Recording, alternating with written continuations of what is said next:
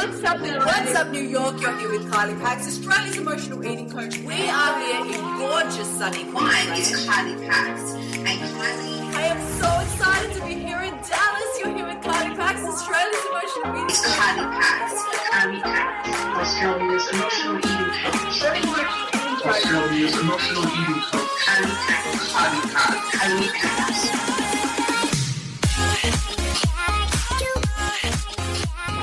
This week's episode of Ditch the Diet podcast is proudly brought to you by Ditch the Diet Online Bootcamp, my 6-week course that I am so proud to share with you. Registration is now open. This course has changed the lives of thousands of women around the globe. It is my 5 foundational steps for breaking free from emotional eating, taking control of your relationship with your body and food for life.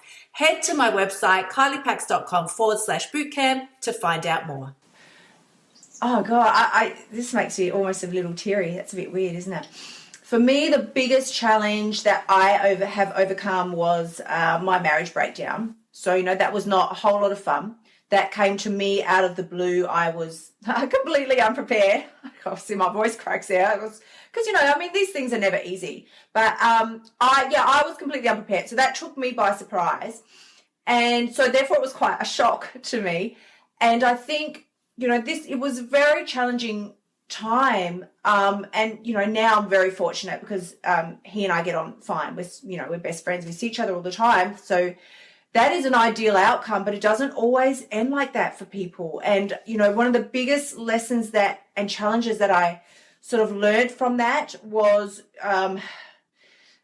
really what I had to decide to do was not to be a victim, but to step up and take control of the situation. So, it was just how it was for me. I had decided that if things were going to be the way that they were, I was not going to beg or plead for them to be otherwise. That's just a decision I made from the start. I stepped up and said, okay, I fully appreciate that this is what you need to do for your life.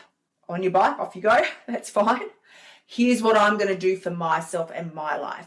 So I made a list, and I was very fortunate that I had a great support network with my family. So we sort of talked all this through, and I thought, all right, how can I switch my thinking on this situation? Instead of it being the greatest disaster of my life, how can this be a greatest, not necessarily a win, but how can this be a stepping stone for me to take myself and my life higher? Not something that's going to crush me down, keep me stuck down here for 6 months or 6 years or however long people stay stuck there. I was very quick and immediate. I didn't waste any time. It was a small period of grieving.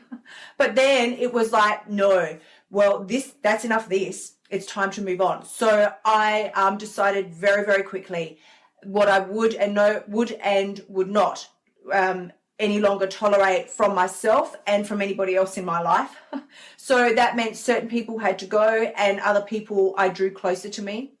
And I really stepped up what I like to almost call a code of conduct for myself. It's like, I will not be, I have lists. These are the things behaviors and ways of talking and being that I will accept from myself. And here's the 15 things that I will no longer tolerate. These are out, right?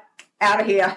And that was a very powerful moment for me. It gave me permission to not be all wussy about this situation, but instead just see it differently. It is what it is, but the power that it has over you is all completely dependent on how you view it. So I took that moment, decided that this was now an opportunity that not many people get in their lives. I now had an opportunity for a fresh start. I had a blank slate.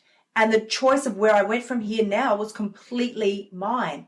And that was very empowering for me. So it was at that point that I stepped up, started my business, decided this is what I want to do. This is who I want to be. I'm not going to ever again do a job that I hate. I will only do things that I'm very passionate about, work with people that I love, create a life for myself that I'm fully aligned with and that I enjoy, because there's no reason now to do anything otherwise. There was literally no excuse. I don't have children. So there was nothing else to consider as far as that went. So that is how, the method that I really used to turn what could have been something that squashed me down for months and months or maybe years into an empowering moment for myself that took me to where I am now, where I just love my life. Love. Thank you so much for spending time with me this week. You can find me on Facebook, Instagram, Twitter, and Pinterest. And as always, remember, the only person who has the power to change your life is you. And the very best part, you've already got what it takes. I am sending you so much love. Until next time, bye for now.